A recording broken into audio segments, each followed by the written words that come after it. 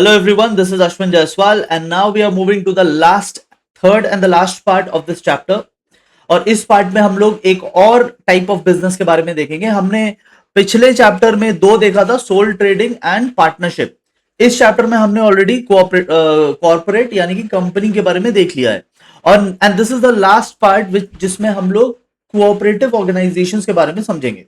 ठीक है, सो सबसे पहले आई होप कि आपने नोट्स तो ऑलरेडी डाउनलोड कर लिया होगा, but just a reminder for the ones who are watching for the first time, आप डिस्क्रिप्शन बॉक्स में ऐप का लिंक गिवन है। This is the app. इस ऐप को आप इंस्टॉल कर लो। इसके फ्री स्टडी मटेरियल सेक्शन में आपको ये नोट्स मिल जाएंगे जो यहाँ पे मैं दिखा रहा हूँ। ये नोट्स आपके बुक से ही बनाते हैं, बट बुक के जो इररिलेवेंट और एक्स्ट्रा पोर्शंस है उनको हटा करके सिंपलिस्टिक वे में की पॉइंट्स के साथ इस नोट्स को प्रिपेयर किया जाता है। तो आई होप आप उसे डाउनलोड करके प्रिंट करा लेंगे। If you like it then share it with your friends also. आइए हम लोग कोऑपरेटिव ऑर्गेनाइजेशन समझते हैं। बहुत सिंपल सा कॉन्सेप्ट है। जो काम आप अकेले नहीं कर सकते वो टीम वर्क में कर सकते हैं। जैसे कि एक गरीब फार्मर है और फार्मर को चाहिए ट्रैक्टर अपने फील्ड के लिए, तो ये ट्रैक्टर्स आर वेरी कॉस्टली, तो एक गरीब फार्मर उसे अफोर्ड नहीं कर सकता। बट अगर 5-7 लोग जुड़ जाए और भी वैसे ही फार्मर्स जिनके पास थोड़े से पैसे, बहुत ज्यादा नहीं, थोड़े से पैसे हैं, तो सबका थोड़ा थोड़ा पैसा मिला के बहुत ज्यादा हो सकता है। सो मे बी इंडिविजुअली वो ट्रैक्टर बाय नहीं कर सकते थे अपनी फार्मिंग के लिए, बट मिला जुला करके जब पैसे इकट्ठा करेंगे तो हो सकता है together they can buy a tractor and they can use it turn wise. ठीक है, जैसे मंडे को एक ने यूज कर लिया, ट्यूसडे को दूसरे ने यूज कर लिया, वेंसडे को दूसरे ने यूज कर लिया, तो ऐसे करके टर्न वाइज वो लोग यूज कर सकते हैं। तो ऐसे करके मिलजुल करके काम करने को बोलते हैं कोऑपरेशन। और कोऑपरेशन वाला जो बिजनेस है उसे हम कहते हैं कोऑपरेटिव सोसाइटी या फिर कोऑपरेटिव ऑर्गेनाइजेशन। ठीक है, तो ये आप फार्मिंग में भी कर सकते हैं, ये आप जो अपार्टमेंट्स बनते हैं उसमें भी कर सकते हैं। सबको ही थोड़ा थोड़ा चंदा जमा करो और एक बिल्डिंग बना लेते हैं, सबको घर मिल जाएगा। ठीक है, अगर सब सेपरेट सेपरेट बनाते तो लैंड सबको सेपरेटली परचेज करना पड़ता, बट पैसे कंट्रीब्यूट करके एक साथ बना रहे हैं तो एक ही पीस ऑफ लैंड में हम लोग मल्टी स्टोरी बिल्डिंग बना लेंगे। तो इट सेव्स कॉस्ट एंड जो काम आप अकेले नहीं कर सकते थे वो काम आप मिलजुल करके सबके साथ कर सकते हैं। ठीक है, तो यहां पे आपका सबसे पहली बात होना चाहिए, जो लोग भी ज्वाइन कर रही है, जैसे ये लोग ज्वाइन कर रहे हैं, many people have come together, many people have joined hands, तो इसमें एक चीज बहुत इंपॉर्टेंट होनी चाहिए कि आप सबका जो इंटरेस्ट है, आप सबका जो गोल है वो कॉमन होना चाहिए। जैसे फार्मिंग कोऑपरेटिव ऑर्गेनाइजेशन ज्वाइन कर रहे हो तो आप भी एक फार्मर होने चाहिए। ठीक है, अगर हाउसिंग कोऑपरेटिव ऑर्गेनाइजेशन ज्वाइन कर रहे हो तो आपका भी इंटरेस्ट घर बनाने में और घर बनवाने में होना चाहिए। तो there has to be a common interest. बाकी जो आपकी ज्वाइनिंग है वो वॉलंटरी है। वॉलंटरी का मतलब ऐसा कोई कंपलसरी नहीं है कि सब ज्वाइन कर रहे हैं, उस शहर के सारे फार्मर्स, उस गांव के सारे फार्मर्स ज्वाइन कर रहे हैं तो आपको भी ज्वाइन करना है, ऐसा कोई कंपल्शन नहीं है। It is totally voluntary. ठीक है, आइए तो मीनिंग एक बार पढ़ लेना, मैंने आपको पूरा समझा दिया है। हम लोग फीचर्स अभी समझते हैं, फीचर्स में आपको और अच्छे से मीनिंग क्लियर और ज्यादा हो जाएगा। देखो, सबसे पहली बात, कोऑपरेटिव ऑर्गेनाइजेशन में जो मेंबरशिप होती है वो वॉलंटरी होती है। आपको ज्वाइन करना है तो करो, नहीं करना है तो मत करो। ज्वाइन करने के 2 दिन बाद आपको लगे कि नहीं अच्छा नहीं है तो आप निकल भी सकते हो। तो you can join any time, you can come out any time, इसमें एकदम फ्रीडम है। ठीक है, सेपरेट लीगल एंटिटी में आपको पिछले 2 चैप्टर से समझाते आ रहा हूं। सेपरेट लीगल एंटिटी का मतलब होता है ये ऑर्गेनाइजेशन जो है ये सेपरेट मानी जाएगी और इसके मेंबर्स सेपरेट माने जाएंगे। कोई केस वगैरह हो तो ऑर्गेनाइजेशन पे होगा, मेंबर्स आर सेफ। प्रॉपर्टीज वगैरह कुछ खरीदना है तो ऑर्गेनाइजेशन के नाम से करेंगे, मेंबर्स विल बी सेपरेट। ठीक है, तो ये बहुत बार मैंने समझाया अभी। ठीक है, अगेन अनदर पॉइंट जो बहुत बार रिपीट हो रहा है वो है लिमिटेड लायबिलिटी। ठीक है, फर्म का जो या ऑर्गेनाइजेशन का जो बर्डन रहेगा वो ऑर्गेनाइजेशन पे ही रहेगा। It should not affect the liabilities of the members. Members ने ज्वाइनिंग के टाइम में जो बोला था जितना कंट्रीब्यूट करेंगे उनको उतना ही कंट्रीब्यूट करना है। अगर किसी फार्मर ने बोला है कि मैं फार्मिंग कोऑपरेटिव सोसाइटी में या फार्मिंग कोऑपरेटिव ऑर्गेनाइजेशन में मैं 20,000 का कोऑपरेशन दूंगा, 20,000 का मैं फंड्स दूंगा, तो वो 20,000 पे ही लिमिट हो जाएगा, 20,000 पे ही लिमिट हो जाएगा, उससे ज्यादा उसे नहीं देना है। ठीक है, ओके। सर्विस मोटिव है, यहां पे आप प्रॉफिट कमाने के लिए नहीं आते बल्कि एक दूसरे को हेल्प करने के इंटेंशन के साथ आते हैं। ठीक है, हाँ, डेमोक्रेसी है, यहाँ पे एक पर्सन का एक वोट है। ठीक है, चाहे आप अमीर फार्मर है या आप मिडिल क्लास फार्मर है या आप पुअर फार्मर है, इससे कोई फर्क नहीं पड़ता। जब डिसीजन मेकिंग के लिए वोटिंग होगी तो सबके वोट इक्वल रहेंगे। तो जो अमीर लोग हैं वो ज्यादा शेयर्स खरीद के अपनी वोटिंग बढ़ा नहीं सकते, ठीक है। और जो गरीब लोग हैं ऐसा नहीं कि उनको कम वोटिंग करने देंगे, everyone will get equal right, ठीक है। ओके, कुछ वैसे तो 5 पॉइंट हो गए, बट स्टिल कुछ इंपॉर्टेंट पॉइंट है तो मैं डिस्कस कर देना चाहता हूं। वो ये है कि ये स्टेट कंट्रोल है। आपको जब ये क्रिएट करते हो, रजिस्ट्रेशन यहाँ पे कंपलसरी है। You must be registered, must be मतलब कोई ऑप्शन नहीं है, ऐसा नहीं लिखा you can register, you must register, करना ही पड़ेगा, आपको रजिस्टर करना पड़ेगा। और आपका ये लॉ रहेगा, कोऑपरेटिव सोसाइटी एक्ट 1912। तो ये सब बहुत ब्रिटिश टाइम के एकदम पुराने पुराने लॉ है।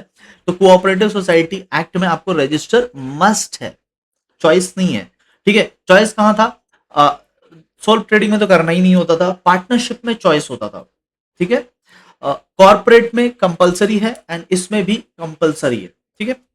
बाकी आप पॉइंट एक बार देख सकते हो, बाकी ये सब तो मैंने आपको कंपनी में भी समझाया है। परपेचुअल सक्सेशन मतलब मेंबर्स रहे या ना रहे, ये बिजनेस चलता रहेगा। ओके, आइए हम लोग इसके मेरिट्स पे चलते हैं। बहुत छोटा सा चैप्टर है, मतलब छोटा सा पार्ट है, बस ये 2 पेजेस का ही है, ठीक है।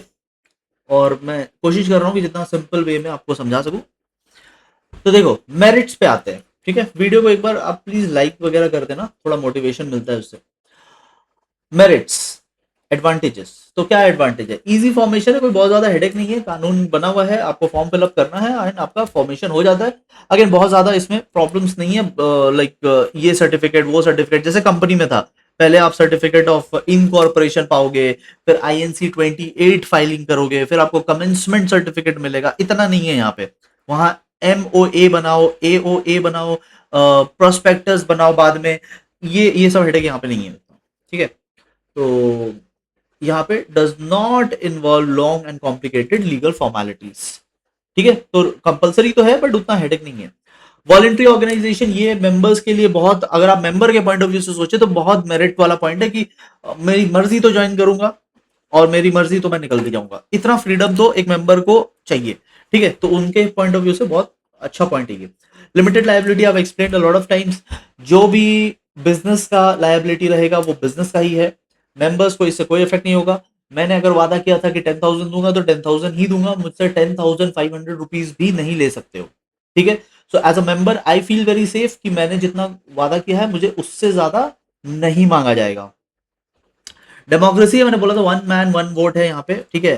तो यहाँ पे शेयर्स के ऊपर आपकी वोटिंग नहीं होती, जैसे कंपनी में क्या होता है, जितना ज्यादा आप शेयर्स खरीदोगे उतना आपका वोटिंग पावर बढ़ता है, ठीक है। सो आपने अगर 50% शेयर्स खरीद लिए कंपनी में, तो वहां पे 50% आपके पास वोटिंग पावर आ जाता है। लेकिन यहां पे आप कितना भी शेयर खरीदो, यहां शेयर्स के ऊपर नहीं, पर्सन के ऊपर है। देखो क्या लिखा, 1 man, मैन मतलब ठीक है, वेमेन भी हो सकती है, पर्सन लिखना चाहिए था इनको, ठीक है।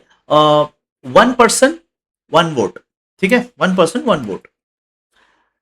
नेक्स्ट, परपेचुअल एग्जिस्टेंस, मतलब किसी के आने या जाने से बिजनेस को कोई इंपैक्ट नहीं होगा, बिजनेस की लीगैलिटी बनी रहेगी, बिजनेस की कंटिन्यूटी भी बनी रहेगी।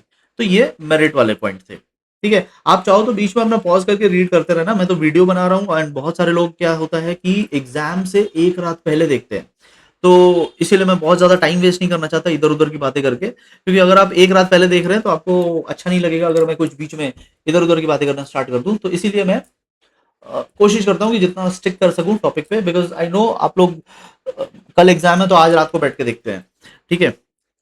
तो देखो डीमेरिट्स, डीमेरिट्स मतलब डिसएडवांटेजेस। आप बस एक काम कर देना कि थोड़ा अगर वीडियो वगैरह अच्छा लगे तो इसको अपने दोस्तों के साथ शेयर कर देना, ठीक है। आप लोगों का अगर व्हाट्सएप ग्रुप वगैरह हो तो वीडियो का लिंक आप वहां पे भेज सकते हैं।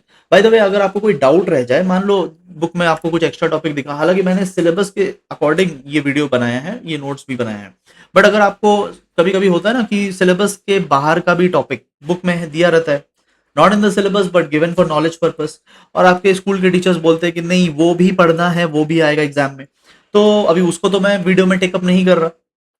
There are lot of extra portions also which I am not taking up in the video because they are not in the syllabus. But अगर आपके टीचर्स बोले कि नहीं उसको पढ़ना है, तो वो आप मेरे से देखो, सेम ऐप में, जिस ऐप में आप नोट्स डाउनलोड करने जा रहे हो, ठीक है, इस ऐप में आप नोट्स डाउनलोड करने जा रहे हैं, इस ऐप में चैट का भी ऑप्शन है, आप मुझसे डायरेक्टली चैट कर सकते हैं, ठीक है।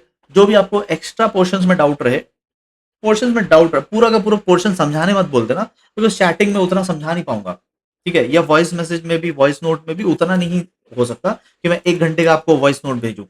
तो छोटे छोटे अगर आपको कोई डाउट्स रह जाए तो वो आप मेरे से जरूर पूछ सकते हैं, ठीक है। आइए अब हम लोग देखते हैं डीमेरिट्स, मतलब डिसएडवांटेजेस, क्या प्रॉब्लम है। देखो लिमिटेड फंड्स होते हैं, although there are many members. अच्छा मेंबर्स कितने हो सकते हैं इसमें, मिनिमम 10 लगेंगे, ठीक है, मिनिमम आपको 10 मेंबर्स लगेंगे, वो शायद यहाँ पे लिखा भी था, मेंबरशिप कहीं तो लिखा होगा,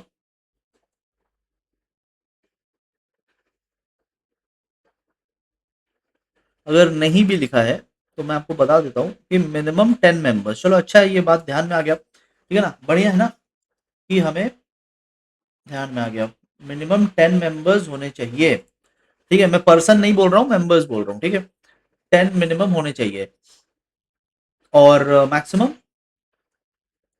नो लिमिट, मैक्सिमम की नो लिमिट, ठीक है। आई थिंक कहीं तो लिखा होगा बट अभी ढूंढना पड़ेगा, तो छोड़ो, ढूंढने में बहुत टाइम लगेगा, so I am not getting into that. आप एक बार कोशिश करना कि आपको मिल जाए, नहीं तो फिर मैंने बता ही तो दिया है, चलो हटाओ।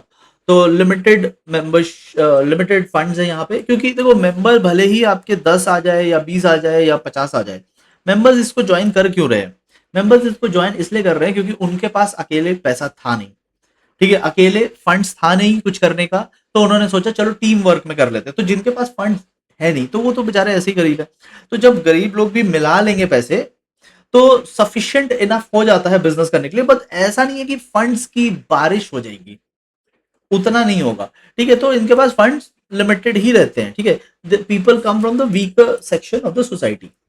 नेक्स्ट, कुछ लोगों का सेल्फ इंटरेस्ट यहाँ पे जाग सकता है, ठीक है, देखो 50 मेंबर अगर आ गए, इसका मतलब ये नहीं कि 50 मेंबर डेली मीटिंग्स करेंगे। क्या होता है जब एक कोऑपरेटिव सोसाइटी बनती है तो एक टीम बनाई जाती है जो कि इसको डे टू डे रन करेगी, ठीक है, तो हो सकता है टोटल मेंबर्स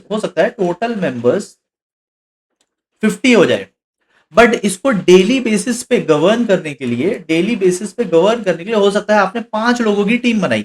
अब ये 5 लोग जो है ना, अब ये 5 लोग पूरा पैसा कंट्रोल करेंगे, तो ये अगर इस टाइप के हो गए तो फिर दिक्कत वाली बात है। 50 लोगों का पैसा अगर ये 5 लोग गलत तरीके से यूज करें या ऐसा यूज करें कि उन्हीं को फायदा हो, जैसे कि 50 फार्मर्स ज्वाइन किए और 50 फार्मर्स में से आपने 5 लोगों की टीम बनाई ट्रैक्टर खरीदने के लिए, अब ये लोग ट्रैक्टर ऐसे पर्सन से खरीद रहे हैं जो इनका रिश्तेदार लगता है, ठीक है, तो महंगा देगा, है ना, तो कहीं और हो सकता था सस्ता मिलता, लेकिन ये लोग जानबूझ के उससे खरीद रहे हैं। तो ये सब सेटिंग वेटिंग हो सकती है जब आप बहुत सारे लोगों का पैसा एक कुछ लोग कंट्रोल करते हैं ना, तो ये सब प्रॉब्लम आ जाती है। नेक्स्ट, मैनेज करने की एक्सपर्टीज नहीं होती, ये जो 5 लोग हैं ये भी तो उसी टाइप के ही लोग हैं, वीकर सेक्शन से ही तो आ रहे हैं, ठीक है, ये भी तो उस टाइप के ही लोग हैं। हालांकि देखो इसमें कोई वो रोक नहीं है कि आपको वीकर सेक्शन से ही होना होगा, अमीर लोग भी ज्वाइन कर सकते हैं, कहीं पे ऐसा नहीं लिखा, वॉलेंट्री मेंबरशिप है, ठीक है, तो कहीं पे ऐसा नहीं लिखा है कि अमीर लोग नहीं आ सकते, आने का कोई भी आ सकता है, ठीक है, बट जनरली जनरली जो लोग मेंबर्स होते हैं वो पुअर सेक्शन से होते हैं और वो अपना काम में ध्यान देते हैं, उनको मैनेजमेंट थोड़ी आता है, उन्होंने कोई एमबीए का कोर्स थोड़ी कर रखा है, तो ये जो गवर्निंग बॉडी होती है इनकी, इनमें मैनेजमेंट का थोड़ा नॉलेज कम होता है, तो बिजनेस चलाने में इनको डे टू डे थोड़ा प्रॉब्लम आता है, they are not MBAs, they are not accountants. अगला जो पॉइंट है वो है लैक ऑफ मोटिवेशन। देखो लैक ऑफ मोटिवेशन इसलिए क्योंकि सपोज 50 मेंबर्स है, ठीक है, 50 मेंबर्स है, अब ये 50 मेंबर सोचेंगे कि अब मैं क्यों ज्यादा हार्ड वर्क करूं इस बिजनेस के लिए, क्यों हार्ड वर्क मैं करूंगा प्रॉफिट होगी और बटेगा सब में, ठीक है, ये देखो ये जो प्रॉफिट आता है, ये जो प्रॉफिट है डायग्राम में, ये जो प्रॉफिट है, तो प्रॉफिट तो सबको ही लेके जाएंगे, यहां तो सबका इक्वल पावर है, तो 50 लोग हैं और मैं ही सिर्फ हार्ड वर्क कर रहा हूं, तो ऐसा तो नहीं है कि मुझे ज्यादा प्रॉफिट दे देंगे, प्रॉफिट तो इक्वली बटेगा, तो फिर वही चीज आ जाती है, मैं क्यों हार्ड वर्क करूं, why should I work hard, जब प्रॉफिट इक्वली ही बांटना है तो मैं क्यों एक्स्ट्रा वर्क करूं, तो फिर मैं अपना पर्सनल काम में ज्यादा टाइम दूंगा, मैं इस बिजनेस में ज्यादा टाइम नहीं दूंगा। अगर ऐसा रहता कि जिसने जितना हार्ड वर्क किया उसको उस हिसाब से प्रॉफिट मिलता तो फिर मैं हार्ड वर्क करता, तो यहां ना मोटिवेशन ही नहीं है हार्ड वर्क करने का, क्योंकि आप कितना भी हार्ड वर्क कर लो प्रॉफिट तो इक्वली बटेगा। आप लेजी की तरह सोए रहो तो भी आप मेंबर हो तो इक्वली मिल जाएगा। तो इसीलिए there is no lack for there is no motivation in this, there is lack of motivation. Government rules and regulation इसमें बहुत ज्यादा है क्योंकि पर्टिकुलरली वीकर सेक्शन इसके मेंबर होते हैं। और ऐसा नहीं है कि अमीर लोग आ नहीं सकते, अमीर लोग आ भी सकते हैं और फिर मैनिपुलेट कर सकते हैं, इसको गलत ढंग से चला सकते हैं। तो गरीब लोगों को संभालने के लिए कोई तो माए बाप होना चाहिए उनका, तो वो है government. And then there is lack of secrecy क्योंकि इनको अपनी सारी details just like company government को फाइलिंग करनी पड़ती है। Time to time they have to upload their documents to the government. तो इनका कोई सीक्रेट मेंटेन नहीं हो पाता, ठीक है। इनका जो डे टू डे अफेयर है, डे टू डे एक्टिविटीज है, वो सारे मेंबर्स को पता रहता है। जैसे ये जो 50 लोग थे, 5 लोग इनको चला रहे थे, तो ये 5 लोग जो है ये रिपोर्ट करते रहेंगे 50 लोगों को कि हमने क्या क्या किया, फंड्स कहाँ कहाँ लगाए। तो टाइम टू टाइम वो सब बताना रहता है। तो क्या है ना कि वो कोई भी बात सीक्रेट नहीं रहती, everything is out in the open.